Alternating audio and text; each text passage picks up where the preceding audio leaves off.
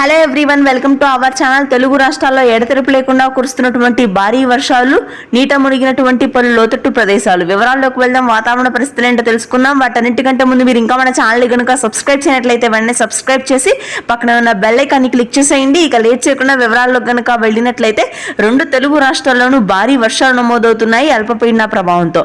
ఈశాన్య మధ్య బంగాళాఖాతంలో ఏర్పడినటువంటి అల్పపీడన కారణంగా ఉత్తర కోస్తాలోని శ్రీకాకుళం, విజయనగరం, విశాఖపట్నం ప్రాంతాల్లో 20 సెంటీమీటర్ల వర్షపాతం నమోదవుతుంటే, ఇక ఆ తర్వాత తూర్పుగోదావరి, పశ్చిమ గోదావరి, గుంటూరు, కృష్ణా, కోనసీమ ప్రాంతాల్లో తేలికపాటి నుంచి మోస్తరు వర్షాలు నమోదు కానున్నాయి.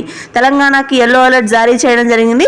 ముఖ్యంగా ఈశాన్య మధ్య తెలంగాణ జిల్లాలు కరీంనగర్, వరంగల్, భద్రాద్రి కొత్తగూడెం, మేడ్చల్, మంచిర్యాల, రాజన్న సిరిసిల్ల ప్రాంతాల్లో కొంతమేర భారీ వర్షాలు నమోదు కాగా, హైదరాబాద్లోని Yousufguda, Ameerpet, Kagaz Nagar, Malkajgiri, GHMC, Manikonda, Charminar, old city, Uppal, Nampally, Khairatabad, Adibatla, Ghatkesar ప్రాంతాల్లో అత్యధికంగా 20 సెంటీమీటర్ల వర్షపాతానికి పలు లోతట్టు ప్రదేశాలన్నీ జలమయం కానున్నాయి. సెప్టెంబర్ 25వ తారీఖు వరకు కూడా ఇదే విధంగా భారీ వర్షాలు నమోదవుతాయి. రాయలసీమ, అదేవిధంగా దక్షిణ తెలంగాణ ప్రాంతాల్లో మాత్రం ఎటువంటి వర్షాలు నమోదు కావు. నెల్లూరు జిల్లాలో అక్కడక్కడ చిరుజల్లులు ఉంటాయి. Thank you.